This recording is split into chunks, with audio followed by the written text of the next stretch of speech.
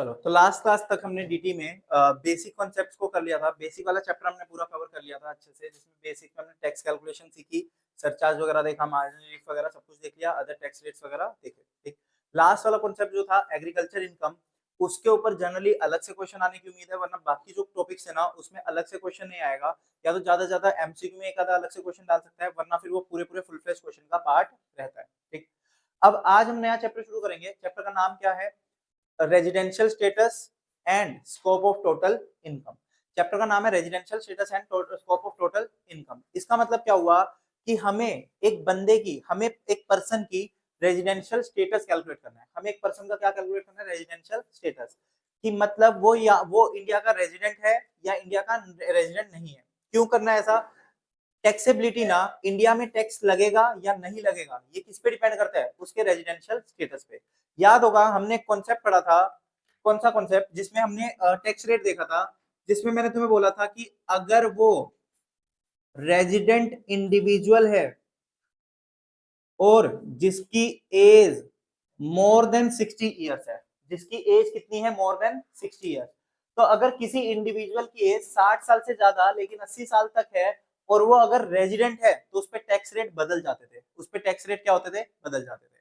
तो ये रेजिडेंट कौन होगा? कैसे पता चलेगा हमें कि रेजिडेंट है या नहीं है? क्वेश्चन में हर टाइम थोड़ी क्वेश्चन में दिया मिलेगा। और चलो क्वेश्चन में तो मिल भी गया, रियल लाइफ में कैसे पता चलेगा कि वो रेजिडेंट है या नहीं है? तो हमें कैलकुलेट करना पड़ेगा कि वो बंदा इंडिया का रेजिडेंट है या इंडिया का रेजिडेंट नहीं है। ठीक, तो एक तो सबसे पहला काम तो हमारा यही है कि कैसे पता चलेगा कि वो इंडिया का रेजिडेंट है या इंडिया का रेजिडेंट नहीं है। ठीक, यहाँ पर यूज होगा, या फिर ऐसा भी होता है कि रियल लाइफ में कुछ इनकम्स ऐसी होती है जो अगर आप इंडिया के रेजिडेंट हो तो ही आपके में टैक्सेबल होगी, वरना आपके हाथ में टैक्सेबल नहीं होगी। ठीक, अगर आप इंडिया के रेजिडेंट हो तो ही आपके हाथ में टैक्सेबल होगी, वरना आपके हाथ में टैक्सेबल नहीं होगी। ठीक, तो इसीलिए हमें, हमारे लिए बहुत जरूरी है क्या जानना? रेजिडेंशियल स्टेटस, कि एक पर्सन का रेजिडेंशियल स्टेटस है क्या। ठीक, कि वो रेजिडेंट है या नॉन रेजिडेंट है, वो कैसे पता चलेगा, वो हमें कैलकुलेट करना जरूरी है। ठीक, तो चैप्टर का नाम डालना residential status and scope of total income. Residential status and scope of total income. Residential status and, हाँ, scope of total income. Residential status and scope of total income.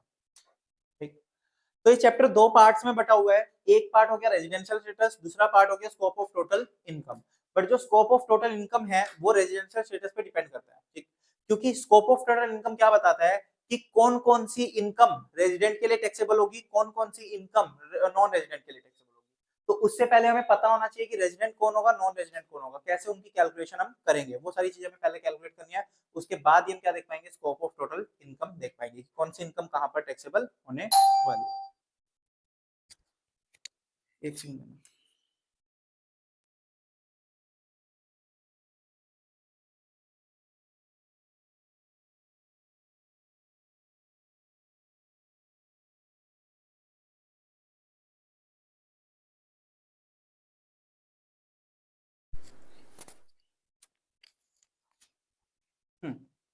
तो हम बात कर रहे हैं किसकी? रेजिडेंशियल स्टेटस की। हमें चेक करना है कि एक बंदा रेजिडेंट है या नॉन रेजिडेंट है। तो अभी मैं बात कर रहा हूँ सबसे पहले इंडिविजुअल की, और इस चैप्टर में सबसे ज्यादा केस आते हुए किसके हैं? इंडिविजुअल के। तो अगर मैं बात करूं किसकी? इंडिविजुअल की, तो हम सबसे पहले बात करें किसकी? इंडिविजुअल की। और पेपर इस चैप्टर से अगर क्वेश्चन आएगा तो कितने का आएगा? इंडिविजुअल का आएगा। ठीक है ना? 6 से 8 नंबर का चैप्टर है, बट ऐसा नहीं बोलूंगा कि हर पेपर में आता ही आता है, बट आने की उम्मीद रह जाती है इसकी। ठीक, तो 6 से 8 नंबर का आ सकता है इसमें से। अगर मैं बात करूं इंडिविजुअल की, एक जो इंडिविजुअल है वो क्या होगा? अभी ये उतारना मत, ये जस्ट समझते जाओ, नोटिंग बाद में करना। इंडिविजुअल या तो रेजिडेंट होगा या फिर नॉन रेजिडेंट होगा। एक बोलता है ना वो एनआरआई, एनआरआई कोई कोई बंदा एनआरआई है। एनआरआई मतलब क्या हो गया? Non resident of India. तो वही है जो नॉन रेजिडेंट है, तो वो इंडिया का रेजिडेंट नहीं है। ठीक है ना? तो एक होगा या तो इंडिविजुअल रेजिडेंट होगा या फिर इंडिविजुअल नॉन रेजिडेंट होगा। तो कैसे पता चलेगा इंडिविजुअल रेजिडेंट है या नॉन रेजिडेंट है? तो इसके लिए हमारे पास दो बेसिक कंडीशंस है। दो बेसिक कंडीशंस है और इनमें से इफ एनी वन सेटिस्फाइड, अगर कोई एक भी सेटिस्फाई कर दी तो वो क्या बन जाएगा, रेजिडेंट। अगर दोनों की दोनों दोनों की दोनों ही सेटिस्फाई नहीं करी तो वो क्या बन जाएगा, नॉन रेजिडेंट। हमारे पास दो बेसिक बेसिक कंडीशंस है, उन दोनों में से अगर एक भी सेटिस्फाई कर दी तो वो क्या बन जाएगा, रेजिडेंट। लेकिन अगर एक भी सेटिस्फाई नहीं करी तो वो क्या बन जाएगा, नॉन। यानी कि दोनों ही कंडीशन अगर सेटिस्फाई नहीं कर पाया तो वो बन जाएगा नॉन रेजिडेंट, अगर लेकिन उन दोनों में से एक भी सेटिस्फाई कर दी तो वो क्या बन जाएगा, रेजिडेंट। वो क्या बन जाएगा, रेजिडेंट। बात समझ आई, ठीक।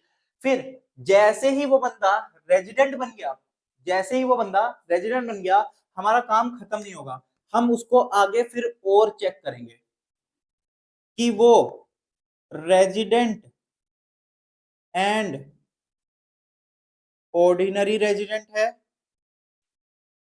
रेजिडेंट एंड ऑर्डिनरी रेजिडेंट है, या फिर resident but not ordinary resident है। ऑर्डिनरी मतलब क्या हुआ कि वो ऑलमोस्ट मतलब जनरली वो इंडिया का ही रेजिडेंट रहता हो।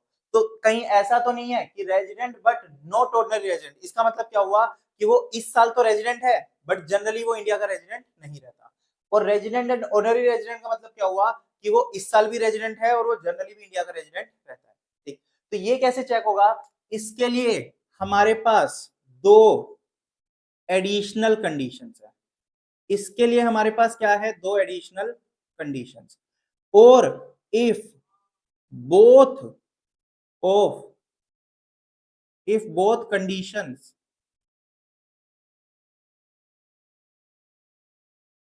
आर सेटिस्फाइड, कहते हैं इसके लिए अगर दोनों की दोनों सेटिस्फाई होगी तभी वो क्या कहलाएगा, रेजिडेंट एंड ऑनरी रेजिडेंट, इसको बोलते हैं ROR शॉर्ट फॉर्म में। और ये क्या होगा, RNOR। तो मैं समझ आना, ROR बोलूंगा तो ये, RNOR बोलूंगा तो ये। तो दो एडिशनल कंडीशंस है, जिन अगर वो दोनों सेटिस्फाई हुई, उसमें से एक नहीं, दोनों दोनों अगर सेटिस्फाई हुई तो वो क्या कहलाएगा, ROR। लेकिन अगर दोनों में से एक सेटिस्फाई हुई तो वो क्या कहलाएगा, मतलब एक या एक भी नहीं हुई तो वो क्या कहलाएगा, RNOR। मतलब हमारे लिए दोनों होनी जरूरी है, अगर दोनों सेटिस्फाई होगी तभी वो ROR कहलाएगा, अगर एक भी सेटिस्फाई नहीं हुई या दोनों ही सेटिस्फाई नहीं हुई तो वो क्या कहला देगा, RNOR। तो सिंपल सा चैप्टर है, बहुत इजी सा चैप्टर है, कुछ भी नहीं है इस चैप्टर में, ना कोई इतना ज्यादा लर्निंग पार्ट है, बहुत बहुत थोड़ी बहुत चीजें याद करने की है। एक आधे पॉइंट आएंगे जो इंपॉर्टेंट है। कहते हैं दो बेसिक कंडीशंस है, दो बेसिक कंडीशन होगी, दोनों में से अगर एक भी सेटिस्फाई कर दी, दोनों में से कोई भी एक सेटिस्फाई कर दी तो वो बंदा रेजिडेंट बन जाएगा। अदरवाइज अगर दोनों ही सेटिस्फाई नहीं किए तो नॉन रेजिडेंट बन जाएगा, ठीक। नॉन रेजिडेंट अगर बन गया तो उसके आगे कुछ नहीं करना, हमें क्वेश्चन वहीं पर खत्म हो गया, नॉन रेजिडेंट लिख के छोड़ देना उसको। लेकिन अगर रेजिडेंट है तो रेजिडेंट के अंदर फिर और चेक करेंगे, उसकी दो एडिशनल कंडीशंस है, अगर दोनों की दोनों एडिशनल कंडीशन पूरी कर ली तो वो क्या कहलाएगा, ROR। लेकिन अगर दोनों में से एक भी नहीं करी या फिर दोनों ही नहीं करी तो वो क्या कहलाएगा, RNOR। तो वो क्या कहलाएगा, RNOR। बात समझ आ रही है।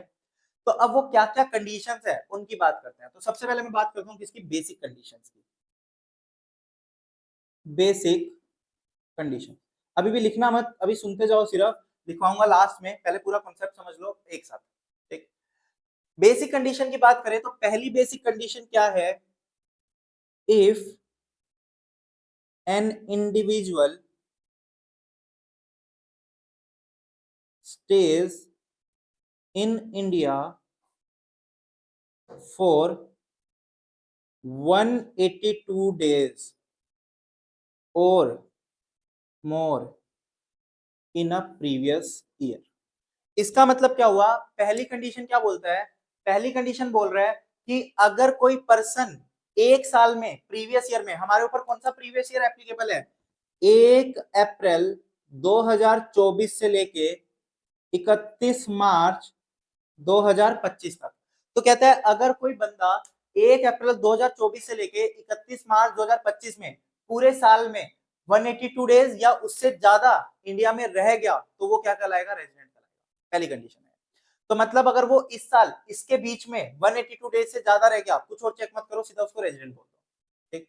तो सिंपल सा केस है, मान लो कोई लेट से वो क्या नाम है, बिल गेट्स, मान लो बिल गेट्स है, वो इंडिया आया, ठीक है ना, वो इंडिया आया और 190 दिन इंडिया में रुका, 190 डेज वो कहाँ रुका, इंडिया में, तो उसको हम क्या बोल देंगे, इंडिया का रेजिडेंट, उसको इंडिया का रेजिडेंट बोल दिया जाएगा। क्यों? क्योंकि वो 182 डेज से ज्यादा रहेगा। ठीक, तो सिंपल सा केस है रेजिडेंट का, कि अगर आप 182 डेज से ज्यादा रह रहे हो एक इंडिया के अंदर, तो वो क्या बन जाएगा, रेजिडेंट बन जाएगा। नहीं नहीं 180 है, वो 120 वाली कंडीशन एक और है, बट इसमें तो 182 ही है, 182 ही है हमेशा से। इसके बाद दूसरी कंडीशन क्या है, और इसके बीच में क्या रहेगा, और रहेगा, और क्यों है, क्योंकि दोनों में से एक सेटिस्फाई कर दी तो भी चलेगा। ठीक, तो अगर किसी बंदे ने पहली सेटिस्फाई कर दी ना, तो उसकी दूसरी कंडीशन पे जाना भी मत, क्योंकि पहली कंडीशन से वो रेजिडेंट बन गया। अगर पहली सेटिस्फाई नहीं करी तो दूसरे से चेक। ठीक, दूसरी कंडीशन क्या बोलता है, दूसरी कंडीशन बोलता है कि हमारा जो प्रीवियस ईयर है ना, 1 अप्रैल 2024 से लेके 31 मार्च 2025 तक, यानी कि जो हमारा प्रीवियस ईयर 2024-25 है, इस ईयर में 60 डेज और मोर इंडिया में होना चाहिए, 60 डेज और more in India, in India. तो मतलब क्या कह रहा है कि करंट जो हमारा प्रीवियस ईयर है, जिस ईयर की हम इनकम कैलकुलेट करेंगे, जिस ईयर का हम स्टेटस चेक कर रहे हैं, उस ईयर में 60 दिन या 60 दिन से ज्यादा अगर इंडिया में रह गया, लेकिन इतने पे बात खत्म नहीं हुई, इसके साथ साथ प्लस यानी कि एंड सेकंड कंडीशन में, करंट ईयर में जो हमारा प्रीवियस ईयर चल रहा है उसमें तो 60 दिन होने चाहिए, और उससे पिछले 4 सालों में, उससे पिछले 4 सालों में 365 डेज भी होने चाहिए। मतलब क्या हुआ, 24-25 हो गया, तो प्रीवियस ईयर 23-24, 22-23, 21-22 और 20-21, इन चारों सालों में मिला के 365 डेज और मोर इन इंडिया। तो मैंने क्या बोला, पहली कंडीशन तो क्या थी कि जो हमारा प्रीवियस ईयर है उसमें अगर 182 डेज इंडिया में रह गया, तो मतलब वो क्या बन जाएगा, सीधा रेजिडेंट बन जाएगा, इसको भूल जाओ सेकंड कंडीशन को। लेकिन अगर वो वाली कंडीशन पूरी नहीं हो रही, जैसे मान लो फॉर एग्जांपल, अगर मैं एग्जांपल लूं बिल गेट्स का ही, लेट से बिल गेट्स क्या है, उसने बोला कि वो हर साल ना 100 दिन इंडिया में आता है, हर साल कितने कितने दिन आता है इंडिया में, 100 दिन, तो यानी कि 23-24 में, 24-25 में भी कितने दिन आया होगा, वो 100 दिन आया होगा, 24-25 में भी कितने दिन आया, 100 दिन। तो पहली कंडीशन तो पूरी नहीं कर रहा वो, पहली कंडीशन क्यों नहीं पूरी कर रहा, क्योंकि 182 डेज चाहिए, जबकि वो कितने दिन आया, 100 दिन, तो पहली कंडीशन से तो वो रेजिडेंट नहीं बन रहा। दूसरी कंडीशन चेक करते हैं, दूसरी कंडीशन में उसने क्या बोला, प्रीवियस ईयर 24-25 में कितने दिन होना चाहिए, 60 दिन, क्या है वो 60 दिन, बिल्कुल है 100 दिन है, तो यानी कि 60 दिन से ज्यादा है। और पिछले 4 सालों में कितने दिन होने चाहिए, 365, वो पिछले 4 सालों में कितने दिन रहा होगा, 400 दिन, क्योंकि हर साल वो कितने दिन आ रहा है, 100 दिन, यानी कि पिछले 4 सालों में कितने दिन रहा, 400 दिन, तो मतलब वो ये 60 दिन से ज्यादा भी रह गया और 4 सालों में 365 डेज से भी ज्यादा रह गया, तो टोटल मिला के कितना हो गया, 400, तो टोटल मिला के इसका कितना हुआ, 400, तो वो दोनों चीजें पूरी कर रहा है, तो यानी कि वो क्या मान लिया जाएगा, रेजिडेंट मान लिया जाएगा।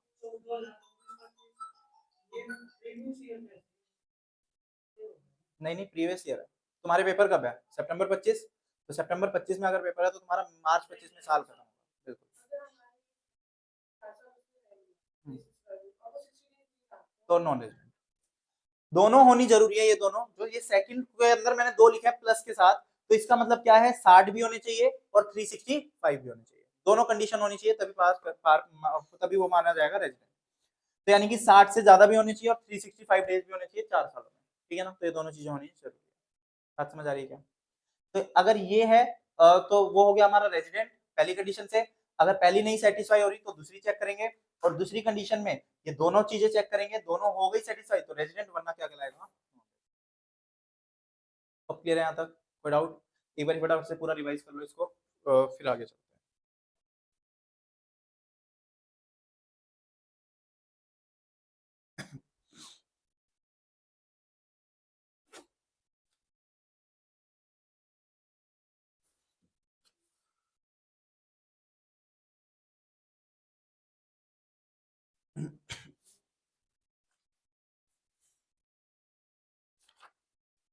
डन। चलो अब क्या बोल रहा हूं मैं, मैंने बोला कि दो कंडीशंस है, दोनों में से कोई भी एक सेटिस्फाई होनी चाहिए, अगर कोई भी एक सेटिस्फाई हो गई तो वो रेजिडेंट कहला जाएगा, अगर एक भी सेटिस्फाई नहीं हो रही तो वो नॉन रेजिडेंट। ठीक, ये बोला मैंने। तीन केसेस ऐसे हैं, तीन केसेस ऐसे हैं जिसमें आप सेकंड कंडीशन चेक ही नहीं करोगे। 3 केसेस ऐसे हैं जिसमें आपको सिर्फ फर्स्ट कंडीशन चेक करनी है। अगर वो फर्स्ट कंडीशन को सेटिस्फाई करेगा तो रेजिडेंट कहलाएगा, अगर नहीं करेगा तो नॉन रेजिडेंट। मैंने क्या बोला, नॉर्मल इंसान। जैसे कि मान लो अगर मैं हूं, अगर मैं मेरी बात करूं तो मैं पहले फर्स्ट कंडीशन चेक करूंगा, अगर फर्स्ट नहीं लग रही तो सेकंड कंडीशन चेक करूंगा, अगर सेकंड लग गई तो मैं क्या मान जाऊंगा, रेजिडेंट मान जाऊंगा। लेकिन 3 केसेस ऐसे हैं, उन केसेस में आपको सेकंड कंडीशन चेक ही नहीं करनी, आपको सिर्फ फर्स्ट कंडीशन चेक करनी है। अगर फर्स्ट कंडीशन सेटिस्फाई करी तो रेजिडेंट, अगर फर्स्ट कंडीशन सेटिस्फाई नहीं करी तो नॉन रेजिडेंट। यानी कि उसके लिए सिर्फ 182 डेज वाला देखेंगे, ये 60 डेज वगैरह नहीं देखेंगे, 60 डेज वगैरह कैलकुलेट नहीं करेंगे। बात समझ आ रही है क्या? तो कौन कौन से ऐसे 3 केसेस हैं, तो वो 3 केसेस की हम बात करते हैं। पहला केस, अगर कोई पर्सन यानी कि कोई इंडिविजुअल इंडिया छोड़ के जा रहा है हमेशा के लिए एम्प्लॉयमेंट पर्पज के लिए। अगर कोई पर्सन इंडिया से हमेशा के लिए जा रहा है, किसके लिए, एम्प्लॉयमेंट पर्पज के लिए, तो वो उसके लिए हम सिर्फ कौन सी कंडीशन चेक करेंगे, फर्स्ट कंडीशन। ठीक, तो उसके लिए सेकंड कंडीशन चेक नहीं करनी। अब ये सारी चीजें लिखवाऊंगा, अभी बस सुनते जाओ ताकि थोड़ा सा कॉन्सेप्ट समझ आता है। तो पहला केस क्या हुआ, अगर कोई पर्सन इंडिया को छोड़ के जा रहा है किसके लिए, एम्प्लॉयमेंट पर्पज के लिए, यानी कि अब वो वापस नहीं आने वाला, वो बाहर जॉब करने वाला है, बाहर वो बिजनेस बिजनेस कर रहा है, कुछ भी ऐसा केस हो गया, तो उसके लिए फर्स्ट कंडीशन चेक करना, सेकंड कंडीशन चेक। बात समझ आ रही है? सेकंड पॉइंट क्या हुआ, सेकंड पॉइंट कहता है कि अगर कोई क्रू मेंबर है इंडियन शिप का, अगर कोई इंडियन शिप का क्रू मेंबर है और वो इंडिया छोड़ के जा रहा है, तो वो क्या होता है, वो समुद्र में बहुत टाइम घूमेंगे, किसी और देश जाएंगे, फिर दूसरे देश घूमेंगे, तो बहुत लंबा टाइम भारी घूमते रहते हैं। ठीक, तो इसीलिए उसके केस में भी अगर कोई क्रू मेंबर है इंडियन शिप का और वो इंडिया से छोड़ के इंडिया से जा रहा है, तो उसके लिए हम क्या करेंगे, सिर्फ first condition check, second condition check नहीं। ठीक, सेकंड कंडीशन चेक नहीं करनी, सिर्फ कौन सी करनी है, फर्स्ट कंडीशन चेक करनी है। तीसरा केस, अगर कोई इंडियन सिटीजन है या तो कोई पर्सन ऑफ इंडियन ओरिजिन है, इंडियन सिटीजन या फिर पर्सन ऑफ इंडियन ओरिजिन। क्या होता है पर्सन ऑफ इंडियन ओरिजिन? जिसकी बर्थ यहाँ हुई हो, और इंडियन सिटीजन या फिर पर्सन ऑफ इंडियन ओरिजिन, वो तो ठीक है, वो सिटीजन हो गया। पर्सन ऑफ इंडियन ओरिजिन और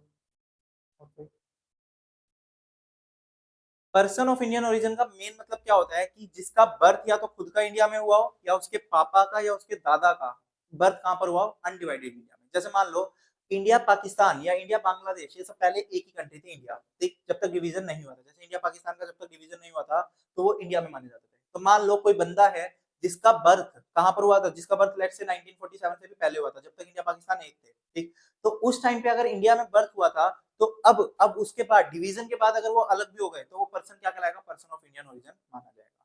तो पर्सन ऑफ इंडियन ओरिजिन या फिर कोई इंडियन सिटीजन, अब कोई ऐसा था जिसका अनडिवाइडेड इंडिया में बर्थ हुआ था, अब वो कहां पर रह रहा है, पाकिस्तान में, ठीक है ना, वो कहां रह रहा है, पाकिस्तान में या कहीं भी रह रहा है, ठीक। अब वो इंडिया में विजिट करने आया, वो इंडिया में क्या करने आया, विजिट करने आया।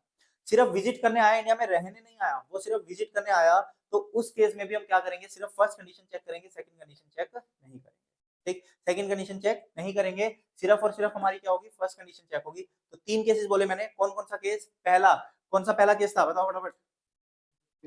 कोई एम्प्लॉयमेंट के लिए जा रहा है पर्सन इंडिया छोड़ के, तो उसके लिए पहला केस चेक करेंगे, सेकंड केस चेक नहीं करेंगे। दूसरा, इंडियन शिप का क्रू मेंबर, इंडियन शिप का क्या होगा, क्रू मेंबर होगा, तो उसके लिए। और तीसरा, इंडियन सिटीजन या फिर person of Indian origin, India में आया सिर्फ किसके लिए, विजिट करने के लिए। ठीक, तो उस केस में हमें फर्स्ट कंडीशन चेक करनी है, सेकंड कंडीशन चेक नहीं करनी।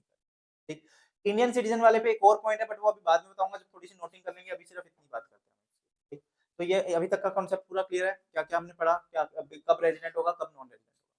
एक और चीज, अगर कोई बंदा सुनना सुमित, छोड़ो छोड़ो, अगर कोई बंदा इंडिया में आया 5 अक्टूबर को और इंडिया से चला गया लेट से 29 मार्च को, मतलब क्या हुआ, उसकी इंडिया में फ्लाइट लैंड करी 5 अक्टूबर को और इंडिया से वापस चला गया वो 29 मार्च को, चाहे कोई भी टाइम हो, चाहे रात के 1 बजे या मतलब रात को 11:30 बजे उसकी लैंड करी हो इंडिया के अंदर, कोई भी टाइम हो, बट जब वो बंदा इंडिया में आया तो इंडिया के अंदर जैसे ही वो एंटर किया, उसकी उसकी घड़ी में जो डेट दिखा रहा था वो थी 5 अक्टूबर, और जब वो इंडिया से जा रहा था उसकी घड़ी में डेट दिखा रहा था 29 मार्च।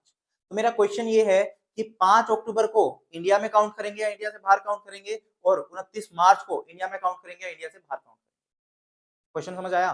मैंने क्वेश्चन क्या पूछा है, एक बंदा 5 अक्टूबर को इंडिया में आया और 29 मार्च को इंडिया से चला गया, तो 5 अक्टूबर इंडिया में काउंट होगी या बाहर काउंट होगी, और 29 मार्च इंडिया में काउंट होगी या बाहर काउंट होगी। 5 अक्टूबर इंडिया में काउंट होगी और 29 मार्च नहीं होगी, और दोनों इंडिया में काउंट होगी, दोनों दोनों दोनों दोनों इंडिया में। बिल्कुल सही बोल रहे हो, दोनों की दोनों डेट्स इंडिया में काउंट होगी। सीबीडीटी ने सर्कुलर निकाला था, सीबीडीटी ने क्लैरिफाई किया था कि जिस डेट को पर्सन इंडिया में आ रहा है और जिस डेट को पर्सन इंडिया से बाहर जा रहा है, दोनों की दोनों डेट्स आपकी इंडिया में काउंट होगी, चाहे वो किसी भी टाइम आया चाहे वो किसी भी टाइम गया, कोई फर्क नहीं पड़ता। अगर आपके कैलेंडर में डेट, जो डेट दिख रही है इंडिया में एंटर होते हुए और इंडिया से बाहर जाते हुए, दोनों की दोनों डेट्स कहां पर काउंट होगी, इंडिया में काउंट होगी, दोनों की दोनों डेट्स कहां काउंट होगी, इंडिया में काउंट करी जाएगी। चलो पहले इतने कॉन्सेप्ट की नोटिंग करते हैं, फिर आगे चलेंगे। डालना हेडिंग, चैप्टर का नाम लिख दिया, residential status and scope of total income. फिर लिखना इसमें section 6, section 6, section 6 residential status, section 6 residential status,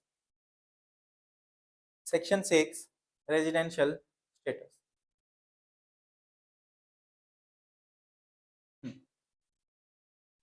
लिखना इसमें total income of an SSC, total income of an SSC cannot be determined, total income of SSC cannot be determined without knowing his residential status.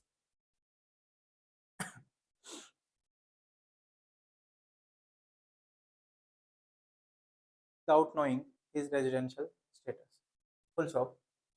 If any person become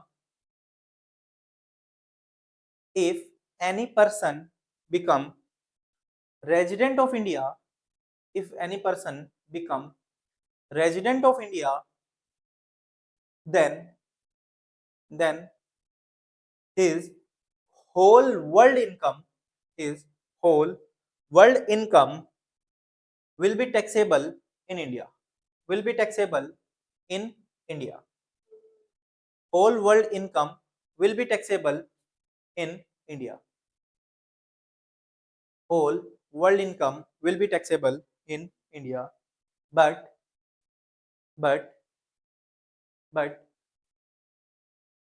if the person become non-resident, but if the person become non-resident, then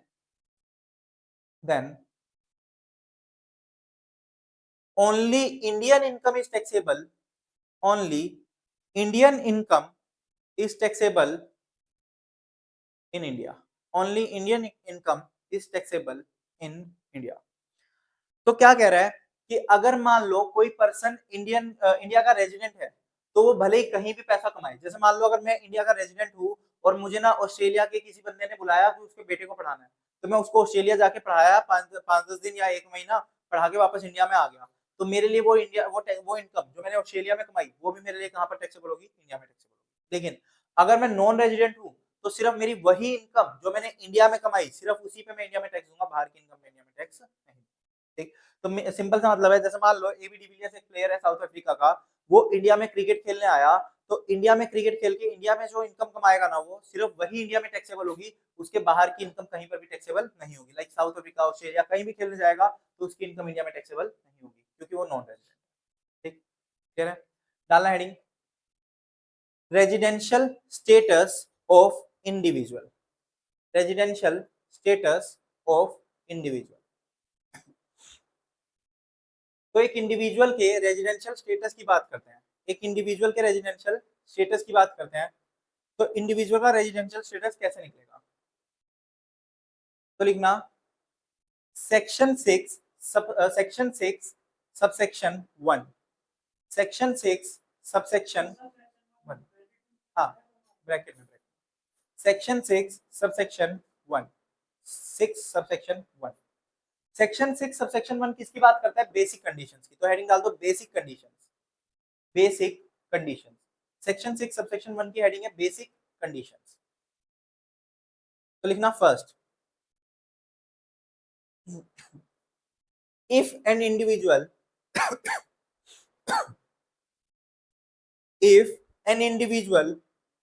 stays in India stays in India for 182 days or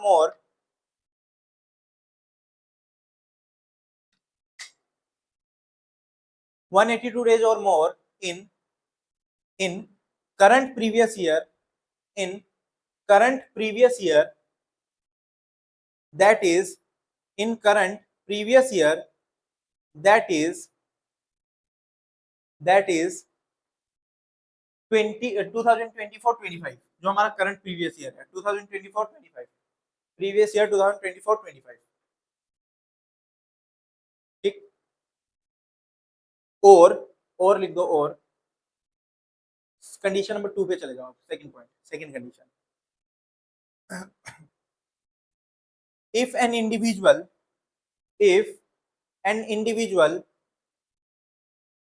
stays in India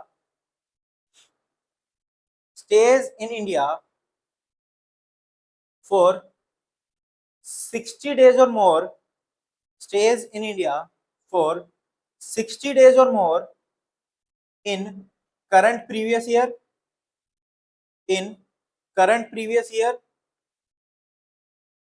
and मतलब कि क्या, current year में 60 और पिछले 4 सालों में 365, तो and 365 days और मोर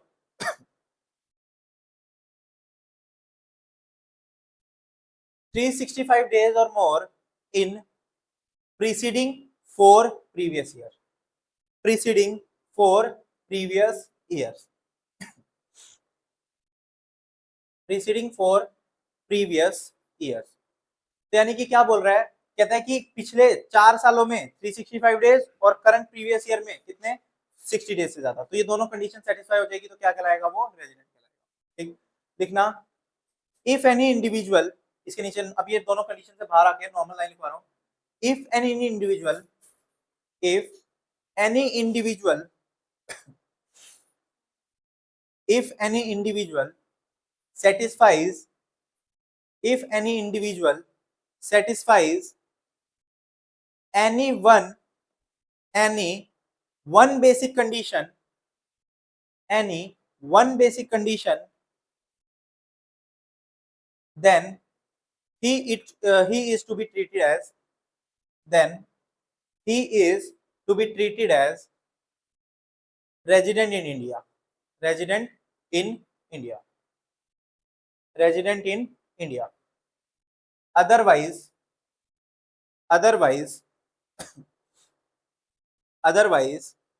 non-resident in India, otherwise non-resident in India, otherwise non-resident in India।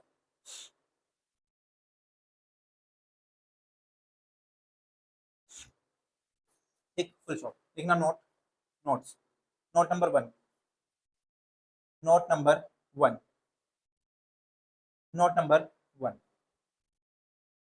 The day, note number 1 में, the day on which he enters India,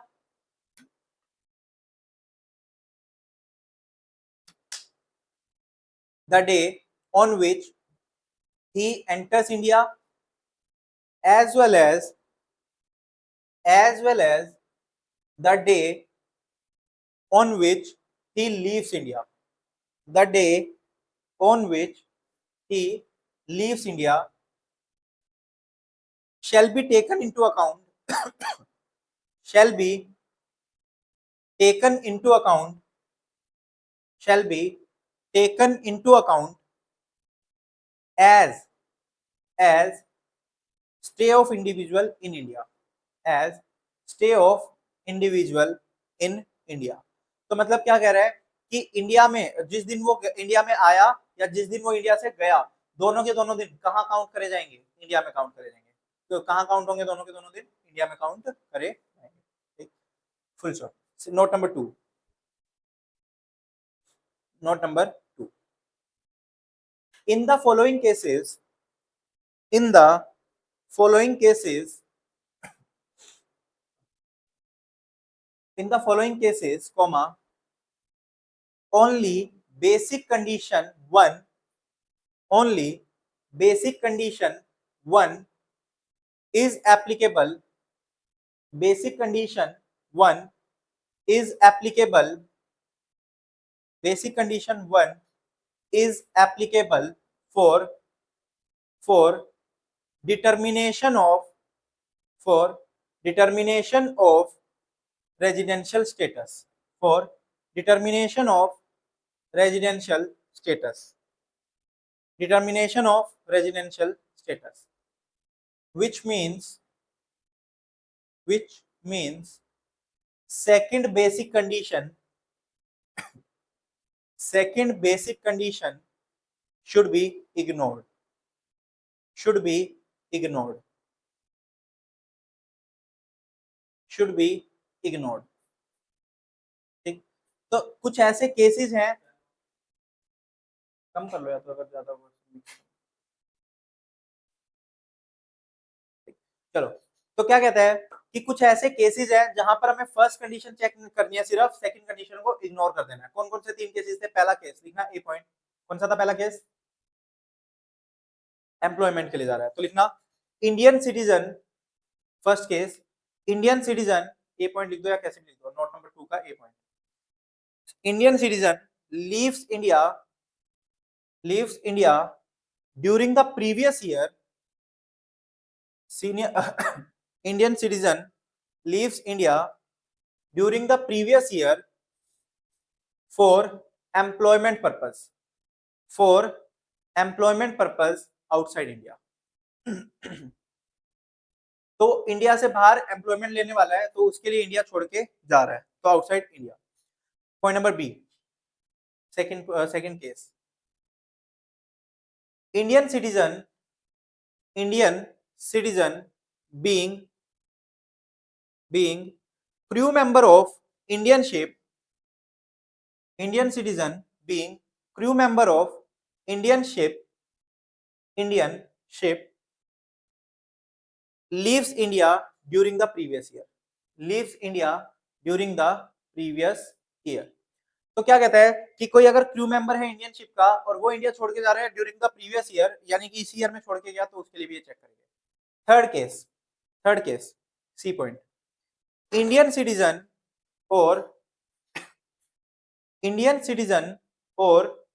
person of Indian origin, Indian citizen और person of Indian origin, Indian citizen और person of Indian origin engaged outside India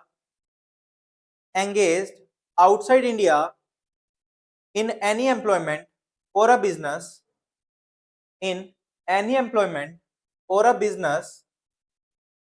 or profession, in any employment or in business or profession and visiting India, or profession and visiting India during the previous year,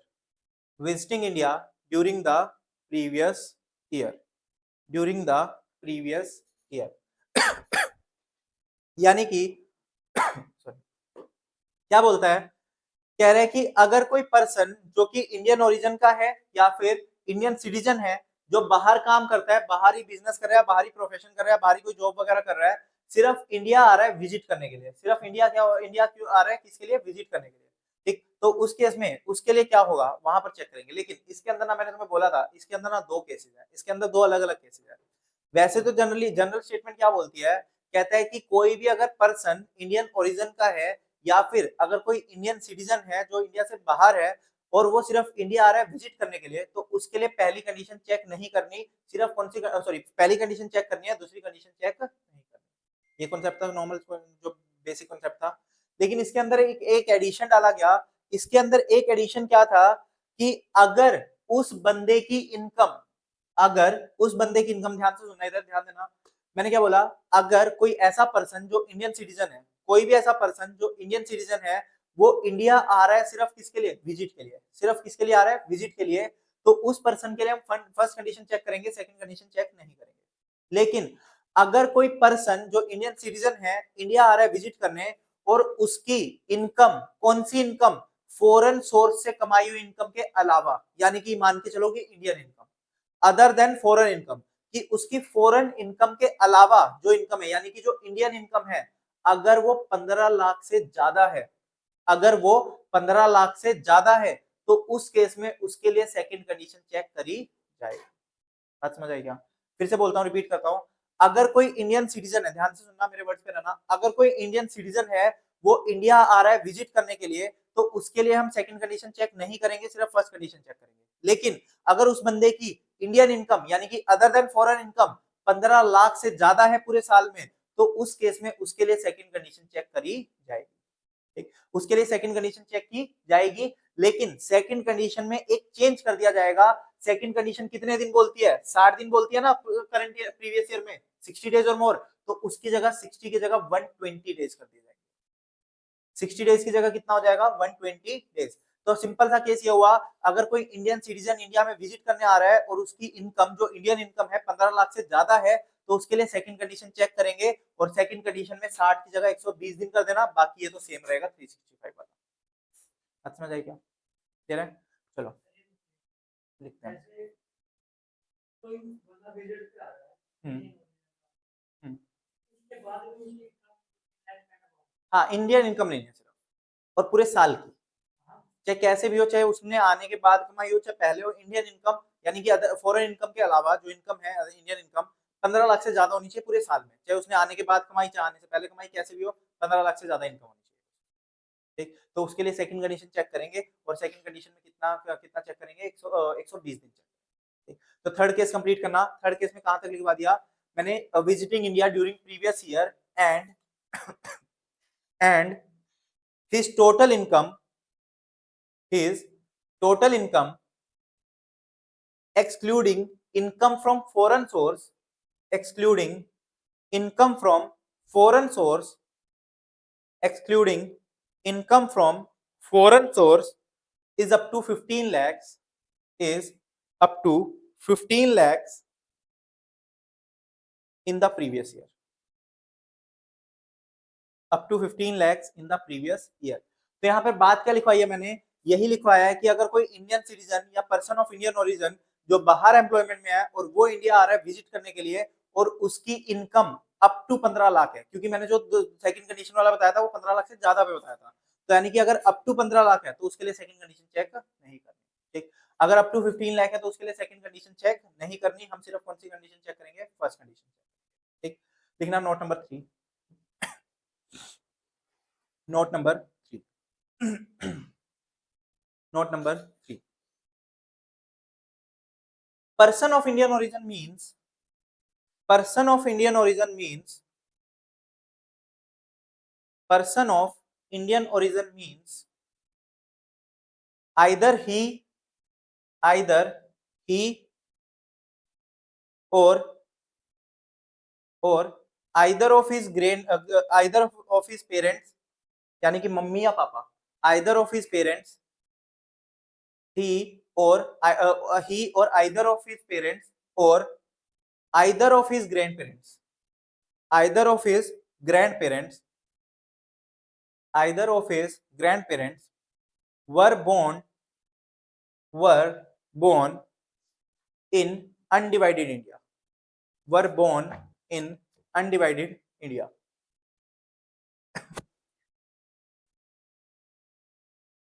तो क्या बोल रहे हैं ये? Were born in undivided India.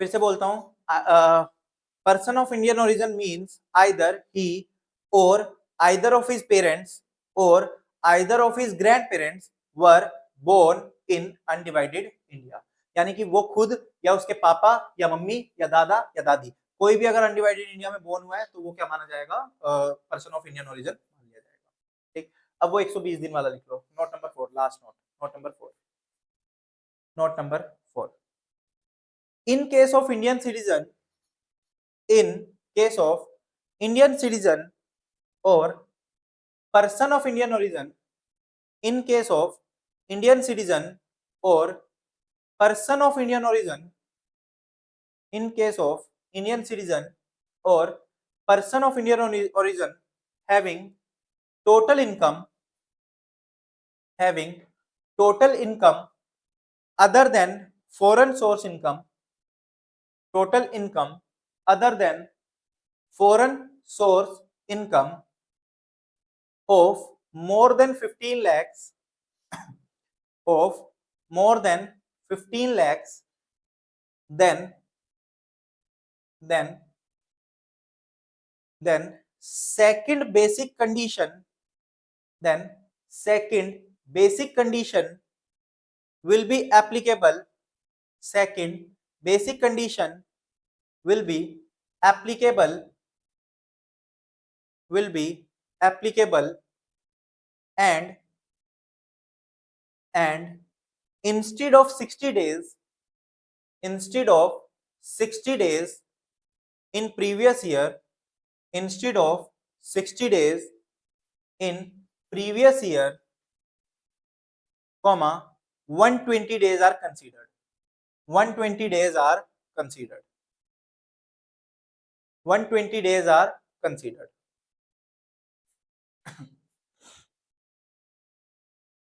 ठीक, 120 days are considered. Full stop लगा देना, full stop.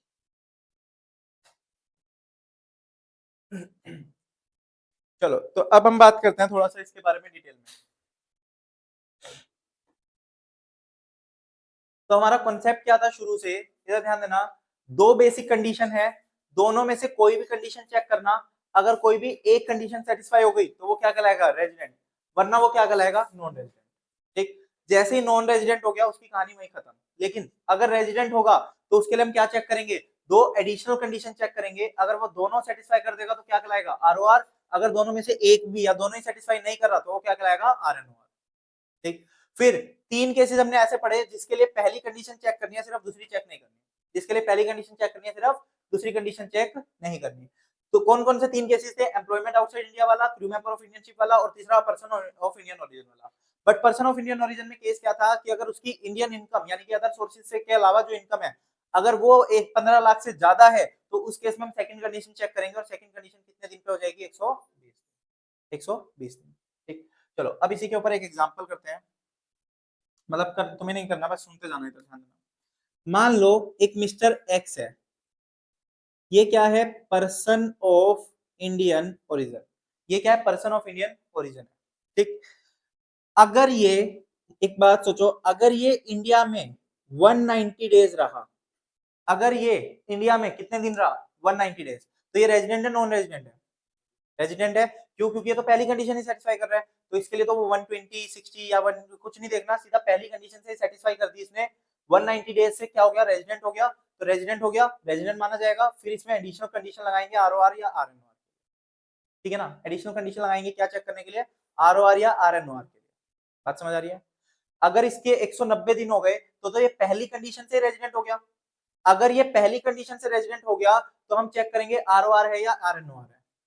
ठीक, लेकिन अगर ये बंदा मान लो करंट प्रीवियस ईयर में 135 डेज रहा, करंट प्रीवियस ईयर में कितने दिन रहा, 135, और पिछले 4 सालों में कितने दिन रहा, 400 डेज, तो क्या कहलाएगा, रेजिडेंट कहलाएगा. क्यों रेजिडेंट कहलाएगा, करंट प्रीवियस ईयर में कितने दिन होने चाहिए थे, 120, तो इसके 135 है तो ये ज्यादा ही है उससे. और पिछले 4 सालों में कितने थे, 365, यहाँ पर कितने हैं, 400 है. तो वो क्या बन गया, रेजिडेंट बन गया. वो क्या बन गया, हाँ 15 लाख से ज्यादा ही मान के चलो. इसकी इनकम कितनी है, 15 लाख से ज्यादा है मान के चलो. ठीक, तो ये क्या हुआ, ये सेकंड कंडीशन से क्या बन गया, फिर रेजिडेंट बन गया. तो ये रेजिडेंट तो बना, लेकिन कौन सी कंडीशन से बना, सेकंड कंडीशन से. तो इसके केस में कभी भी आरओआर या आरएनओआर चेक नहीं होगा. इसके केस में कभी भी आरओआर या आरएनओआर चेक नहीं होगा. ये हमेशा ऑलवेज आरएनओआर माना जाएगा. अगर ये रेजिडेंट बना तो ये, अगर ये पहली कंडीशन से रेजिडेंट बना तब तो दोनों चेक कर लो, आरओआर या आरएनओआर. लेकिन अगर ये सेकंड कंडीशन से रेजिडेंट बना है तो ये हमेशा क्या माना जाएगा, आरएनओआर माना जाएगा. हमेशा क्या माना जाएगा, आरएनओआर माना जाएगा. बात समझ आई क्या. अगर ये इस साल भी 100 दिन होता, अगर ये करंट ईयर में भी 100 डेज होता और पिछले 4 सालों में 400 डेज होते, तो क्या ये रेजिडेंट होता, हाँ या ना. पर्सन ऑफ इंडियन ओरिजिन है 15 लाख से ज्यादा है तो उसके लिए डेज कितने हो जाते हैं 120 दिन, 60 दिन नहीं बचते। जबकि ये करंट ईयर में कितने दिन है 100 दिन, तो ये क्या हो गया नॉन रेजिडेंट। करंट ईयर में कितने, जो करंट हमारा प्रीवियस ईयर है उसमें कितने दिन देखे जाएंगे 120 दिन, जबकि ये कितने दिन है 100 दिन, तो ये क्या हो गया नॉन रेजिडेंट। ठीक, तो अगर नॉन रेजिडेंट हो गया तो बात खत्म। लेकिन अगर वो 120 डेज से ज्यादा है करंट ईयर में और पिछले 4 साल में 365 दिन से ज्यादा है, तो वो क्या बन गया रेजिडेंट बन गया। तो यानी कि इस केस में वो रेजिडेंट हुआ। तो उसके केस में रेजिडेंट तो है, बट ये चेक मत करना उसको हमेशा क्या बोला जाएगा, resident and ordinary, not ordinary resident, RNO। बात समझ आएगी मेरी? नहीं क्लियर है क्या? फर्स्ट कंडीशन से अगर कोई रेजिडेंट हुआ है तो उसके लिए तो नॉर्मली चेक कर लेना, चाहे वो पर्सन ऑफ इंडियन ओरिजिन हो चाहे कुछ भी हो, वो दोनों में जा सकता है, वो ROR भी बन सकता है, RNOR भी बन सकता है, वो डिपेंड करेगा एडिशनल पे। लेकिन अगर कोई सेकंड कंडीशन से रेजिडेंट बन रहा है जो 120 डेज वाली थी, अगर उससे रेजिडेंट बना तो वो हमेशा RNOR बनेगा, उसके लिए ROR कभी नहीं।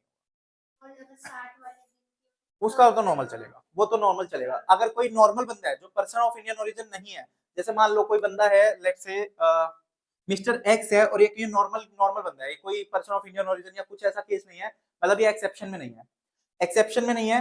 अगर ये सेकंड कंडीशन से रेजिडेंट बन रहा है ना, तो ये इसके लिए तो फिर दोनों ये नॉर्मल चेक करेंगे। जो मैंने मना किया ना चेक करने के लिए, ऑलवेज RNOR है, ये सिर्फ और सिर्फ किसके लिए है, ये उसके लिए जो पर्सन ऑफ इंडियन ओरिजिन है, इंडिया आ रहा है विजिट के लिए और उसकी इनकम 15 लाख से ज्यादा है, तो सिर्फ उसके केस में।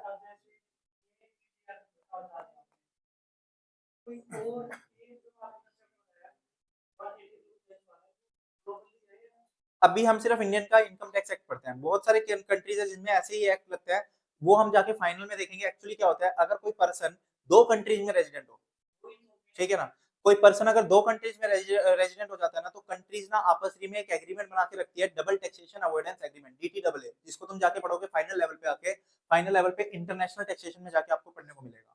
वहां पर क्या होता है, अगर कोई बंदा दो कंपनीज का रेजिडेंट है तो उस केस में ना कंपनीज ना एक एग्रीमेंट कर लेती है कि एक इनकम पे दो कंट्रीज में टैक्स नहीं लगेगा, तो वो अपनी म्यूचुअल अंडरस्टैंडिंग पे एग्रीमेंट कर लेती है कि अगर कोई बंदा दो कंट्री का रेजिडेंट है तो उसकी इनकम कौन सी कहाँ टैक्सेबल, ठीक, तो वो वहां पर हमें फाइनल में जाके मिलेगा। अभी सिर्फ हम बात करें कहाँ की, इंडिया।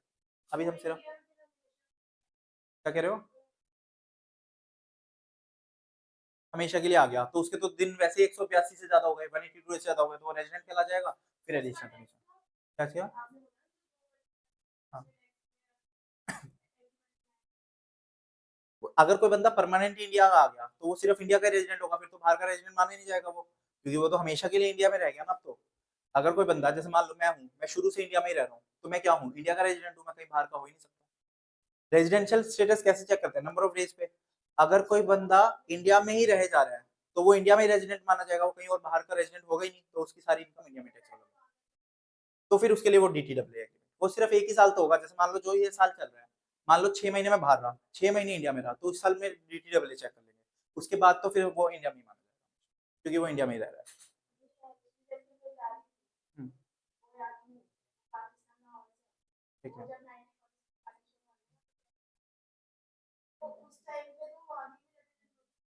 हाँ तो तब टाइप उस टाइम पे तो वो लग रहा था, लेकिन अब सोच के देखो, अब तो वो सिर्फ इंडिया में रह रही है ना, तो इंडिया में कितने दिन 182 दिन से ज्यादा हर साल रह रही है, तो वो सिर्फ इंडिया की रेजिडेंट है, अब थोड़ी बाहर की रेजिडेंट है, ठीक है ना, तो ये। हाँ तो वो वैसे केसेस में कभी कभी बन जाते हैं, बट बहुत के रेयर केस होते हैं, और रेयर केस होता है तो दोनों कंट्रीज के बीच में ना एग्रीमेंट होते हैं ऐसे। ठीक, चलो लिखना। हमारा नोट नंबर कौन सा चल रहा है, 4, उसी में कंटिन्यू करना।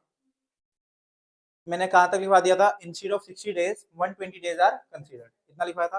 चलो लिखना, इफ स्टे इन इंडिया, इसी में कंटिन्यू करना, if stay in India, if stay in India for 120 days or more, for 120 days or more, but less than 182 days, less than 182 days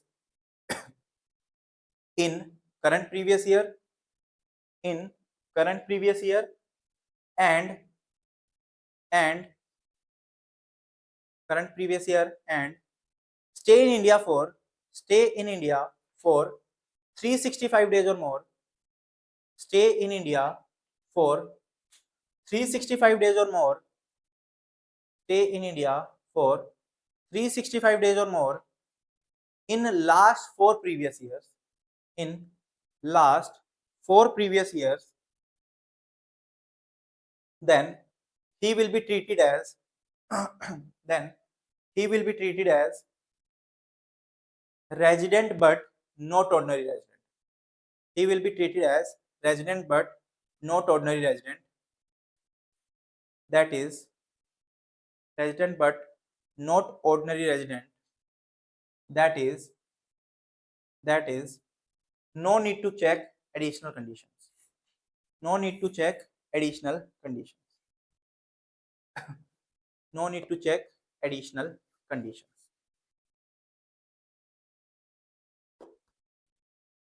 तो इसने यही बोला कि 120 से 120 या 120 दिन से ज्यादा है लेकिन 182 से कम है, तो उस केस में सेकंड कंडीशन से रेजिडेंट तो कहलाएगा बट वो हमेशा क्या रहेगा, आरएनओआर रहेगा, एडिशनल कंडीशन चेक नहीं करेगा। 182 डेज से कम क्यों बोल रहा है, अगर 182 डेज से ज्यादा हो गया फिर तो फर्स्ट कंडीशन से रेजिडेंट हो जाएगा, तो हम चेक भी करेंगे। बात समझ आ रही है? कोई डाउट यहाँ तक? पक्का?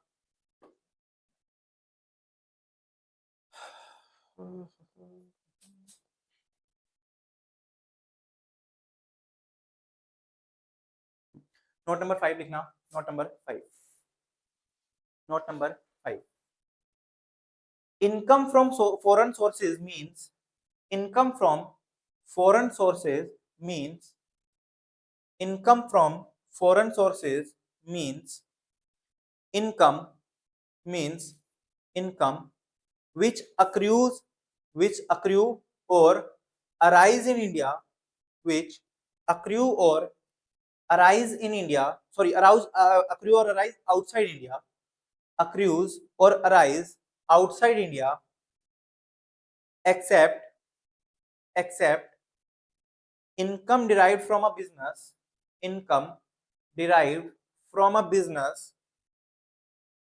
controlled in or a profession. वापस बोलता हूं, income from foreign sources means income which accrue or arise outside India, except income derived from a business controlled in or a profession set up in India.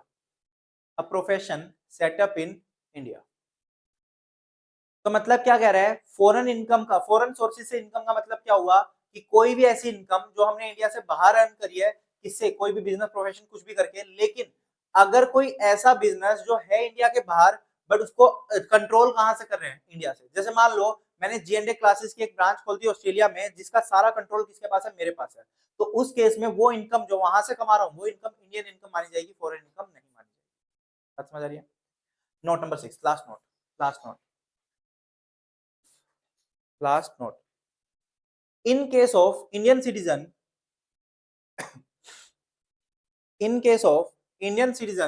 comma crew member of a foreign bound ship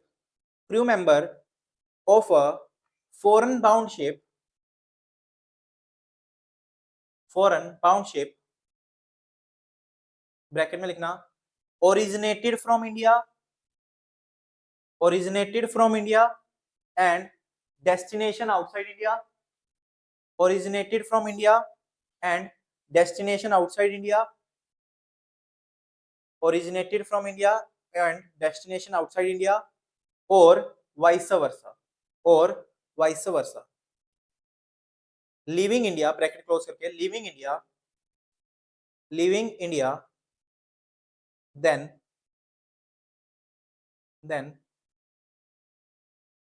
तो ये बात क्या कर रहा है, ये बात कर रहा है कि अगर कोई फॉरेन बाउंड शिप है, फॉरेन बाउंड शिप का कोई क्रू मेंबर है जो इंडियन सिटीजन है, अगर वो इंडिया छोड़ के जा रहा है, कौन सी शिप थी, जो या तो इंडिया से निकल रही है किसी और कंट्री के लिए या किसी और कंट्री से आ रही है इंडिया के अंदर, तो जब वो लीव कर रहा है इंडिया को, तो कौन कौन से दिन इंडिया में काउंट होंगे उसके लिए बात कर रहा है। तो then the following days shall be treated as stay outside India, तो अंडरलाइन कर देना स्टे आउटसाइड इंडिया को। तो कौन कौन से दिन काउंट होंगे इंडिया से बाहर, यानी कि उन दिनों को इंडिया में काउंट मत करना, वो दिन इंडिया में काउंट नहीं करे जाएंगे। वो दिन इंडिया में काउंट नहीं करे जाएंगे। कौन से दिन है, तो डैश डाल के लिखना, डैश डाल के लिखना। हाँ, तो क्या बोल रहे हैं डैश डाल के, कौन कौन से दिन है, from the date, from the date entered, from the date entered into the, entered into the continuous discharge certificate, continuous discharge certificate, CDC, continuous discharge certificate, CDC, and ending on the date, and ending on the date, ending on the date entered into CDC, entered into CDC, entered into CDC in respect of signing the ship, in respect of signing of the ship, in respect of signing of the ship, in respect of signing of the ship। ठीक, तो मतलब क्या हुआ, जिस date पे आपको certificate issue करा गया, सीडीसी सर्टिफिकेट क्या होता है, कंटिन्यूअस डिस्चार्ज सर्टिफिकेट, यानी कि इस डेट से आप वो शिप लेके इंडिया से बाहर जा सकते हो, और जहां तक वो खत्म नहीं होती एंडिंग के टाइम तक का, वो सारे दिन इंडिया से बाहर काउंट करे जाएंगे। तो मतलब जब से वो गया और जब उसकी एंड होगी, वो दोनों दिन क्या, वो यहाँ से लेके वहां तक के सारे दिन कहाँ काउंट होंगे, इंडिया से बाहर काउंट करे जाएंगे। ठीक, चलो फुल स्टॉप, नोट्स खत्म हो गए हमारे, मतलब नोट्स वाले पॉइंट खत्म हो गए। अब नेक्स्ट लाइन में लिखना, if any individual become, if any individual become resident in India, if any individual become resident in India, then we have to check, then we have to check, we have to check that, we have to check that such person, such person is resident and ordinary resident in India, such person is resident and ordinarily resident in India, bracket में लिख देना ROR, ROR, और bracket close करके, और resident but not ordinary resident in India, resident but not ordinary resident in India, resident but not ordinary resident in India, resident but not ordinary resident in India, इसके bracket में लिख देना RNOR। तो क्या कह रहा है, जैसे ही एक बंदा क्या हो गया, रेजिडेंट हो गया, उसके लिए हम चेक करेंगे कि वो रेजिडेंट एंड ऑर्डिनरी रेजिडेंट है या फिर रेजिडेंट बट नॉट ऑर्डिनरी। वो कैसे चेक करेंगे, लिखना, if such SSC, if such SSC satisfies, if such SSC satisfies both the additional conditions, both the additional conditions, both the additional conditions, then he will be treated as, then he will be treated as ROR, otherwise RNOR. He will be treated as ROR, otherwise RNOR, otherwise RNOR। किसकी, SSC, SSC होता है वो, SSC वैसा नहीं है, ASSESSEE, SSC. तो SSC की बात कर रहा है, तो वो जो एसएससी है उसके लिए हम चेक करेंगे कि दोनों बेसिक, दोनों एडिशनल कंडीशन अगर सेटिस्फाई हो रही है तो वो क्या कहलाएगा, आरओआर। अगर दोनों नहीं हो रही, मतलब एक भी नहीं हो रही या दोनों ही नहीं हो रही, तो वो क्या कहलाएगा, आरएनओआर। तो सर ये दोनों एडिशनल कंडीशंस है क्या, तो देखते हैं उसकी एडिशनल कंडीशन, पहले यहाँ पर समझा देता हूँ फिर तुम लिखो।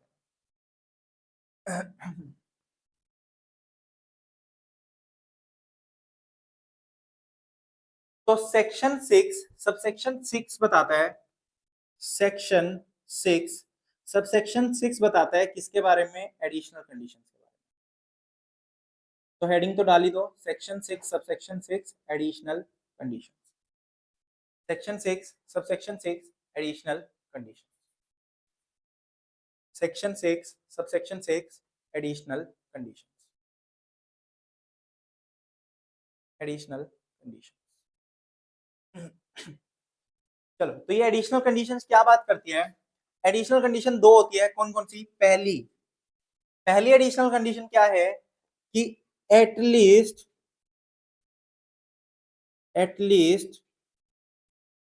2 टाइम्स, लिखना मत, ये अभी लिखवाऊंगा मैं तुम्हें, resident out of at least 2 times resident out of, नहीं अभी नहीं,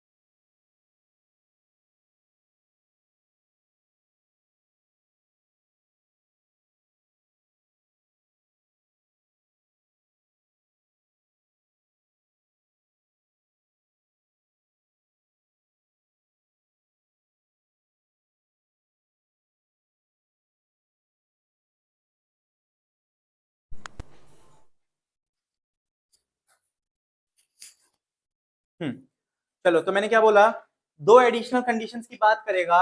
क्या दो कंडीशंस एडिशनल? पहली कि कम से कम 2 बार रेजिडेंट हो, किसमें? इन लास्ट 10 प्रीवियस ईयर्स, पिछले 10 सालों में 2 साल रेजिडेंट।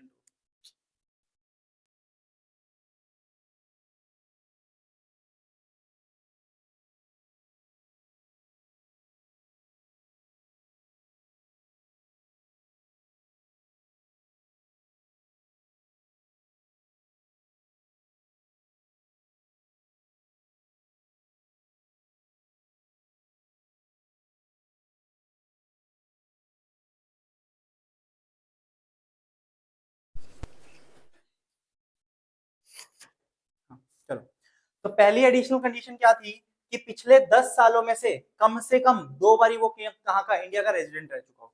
पिछले 10 सालों में कम से कम वो 2 साल कहाँ का रेजिडेंट रह चुका हो, इंडिया का। और इसके साथ दूसरी कंडीशन क्या है? एंड लगेगा। एंड क्यों है? क्योंकि हमें दोनों कंडीशन सेटिस्फाई करनी है। दूसरी कंडीशन क्या है? 730 डेज और more in India in 7 previous year. 7 सालों में, पिछले 7 सालों में, लास्ट 7 ईयर्स में, मतलब करंट ईयर को छोड़ के उससे पिछले 7 सालों में 730 या उससे ज्यादा दिन रह चुका हो, तो उसको दोनों कंडीशन पूरी करनी पड़ेगी, तभी वो आरओआर माना जाएगा, वरना वो आरएनओआर माना जाएगा। तो दो कंडीशन क्या क्या है? पहली, पिछले 10 सालों में, पिछले 10 साल मतलब 24-25 को छोड़ देना, 24-25 को छोड़ के उससे पिछले 10 साल ले लेना, उन 10 सालों में कम से कम 2 बार वो इंडिया का रेजिडेंट रह चुका हो।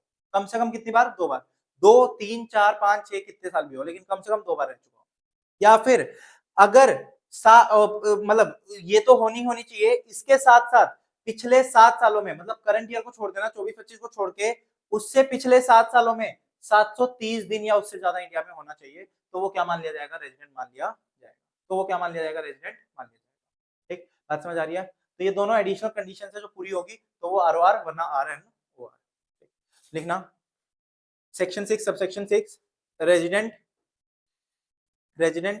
सॉरी एडिशनल कंडीशन, तो लिखना है additional condition 1। Additional condition 1, if the individual is resident for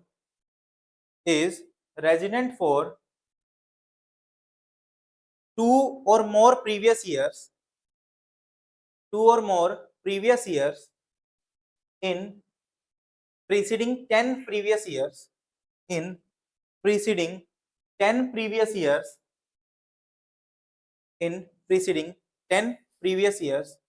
ठीक, तो पिछले 10 में से 2 बार रेजिडेंट होना चाहिए, एंड लिख दो एंड, और सेकंड कंडीशन, सेकंड पॉइंट पे आ जाओ फिर इसका एंड करके second point, the individual stay in India for 730 days or more in last 7 previous years। तो कहता है पिछले 7 सालों में 730 दिन या उससे ज्यादा अगर रह गया, स्टे इन इंडिया हो गया, तो वो क्या कहलाएगा? रेजिडेंट कहलाएगा। तो वो क्या कहलाएगा? Resident and ordinary. तो ये दो बेसिक दो एडिशनल कंडीशंस है जिनको हमें चेक करना है ROR के लिए या फिर RNOR के लिए। ठीक, तो ये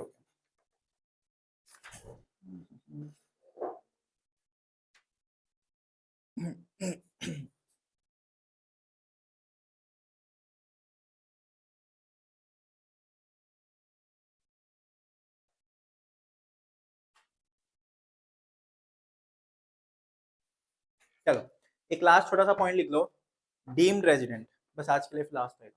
डीम्ड रेजिडेंट, इसका सेक्शन है section 6 subsection 1A, section 6 subsection 1, deemed resident A 1A, ये ऊपर लिखा है सेक्शन 6 सबसेक्शन 1A।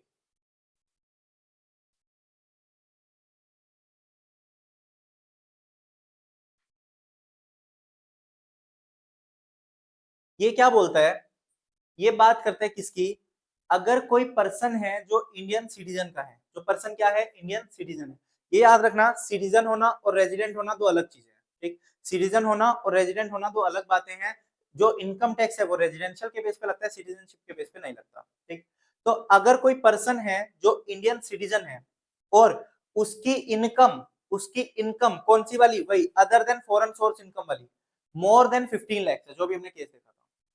अगर वो बंदा किसी भी कंट्री में लायबल टू पे टैक्स नहीं है, अगर वो बंदा किसी भी कंट्री में लायबल टू पे टैक्स नहीं है, मतलब वो रेजिडेंट किसी भी कंट्री का नहीं होता होगा, हो सकता है वो 30-30 दिन हर एक कंट्री में घूमता होगा। ठीक, तो मतलब कोई इंडियन सिटीजन है जिसकी इनकम 15 लाख से ज्यादा है अदर देन फॉरेन सोर्स वाली इनकम, और वो किसी भी कंट्री में टैक्स पे करने के लिए लायबल नहीं है, तो उसको इंडिया का रेजिडेंट मान लिया जाएगा। ठीक, अगर वो, क्योंकि वो होना क्या चाहिए? इंडियन सिटीजन होना चाहिए।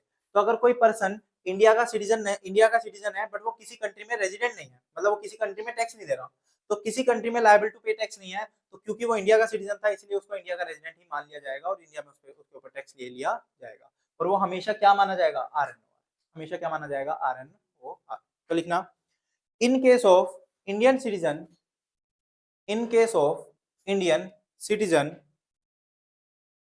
having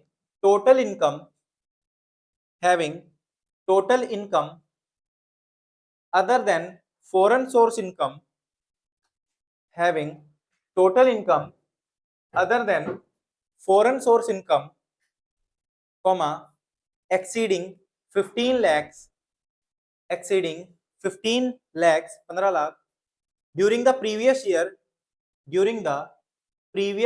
year 15 lakhs during the previous year shall be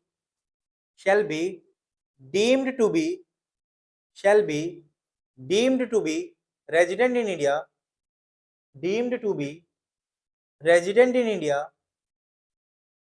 in that previous year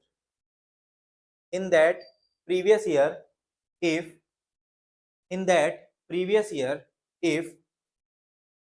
if he is not liable to tax if he is not liable to tax in any other country or territory in any other country liable to tax in any other country or territory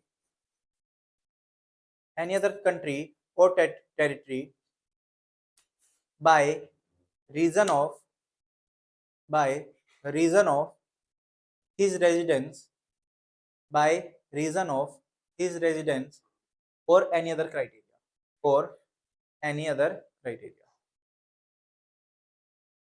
criteria of similar nature. बस 2-3 word संस्कृति 2 minute of similar nature, any other criteria of similar nature, and he will always be treated as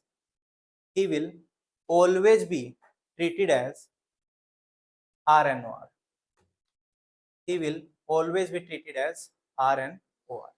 तो मतलब क्या कह रहा है, कहता है कि अगर 15 लाख से इनकम ज्यादा है और वो किसी भी कंट्री में रेजिडेंट नहीं है, टैक्सेबल नहीं है उसके लिए, तो उस केस में वो इंडिया का रेजिडेंट मान लिया जाएगा, लेकिन वो हमेशा क्या माना जाएगा, RNOR माना जाएगा। ठीक, चलो डन। तो आज हमने इसका पूरा कॉन्सेप्ट देख लिया रेजिडेंशियल स्टेटस का। इंडिविजुअल का रेजिडेंशियल स्टेटस खत्म हो गया और सबसे ज्यादा कॉम्प्लिकेटेड इसी का होता है। बाकी सबके तो बहुत छोटे छोटे, लाइक कंपनी का भी चेक किया जाएगा, एचयूएफ का भी चेक किया जाएगा, पार्टनरशिप फर्म का भी चेक किया जाएगा, बट वो सब बहुत बेसिक है। सबसे मेन जो था वो किसका होता है, सिर्फ और सिर्फ इंडिविजुअल का। इसी में सबसे ज्यादा चीजें होती है। तो एक बार इसको रिवाइज करना, नेक्स्ट क्लास में इसके प्रैक्टिकल क्वेश्चंस करेंगे कि कैसे पढ़ना।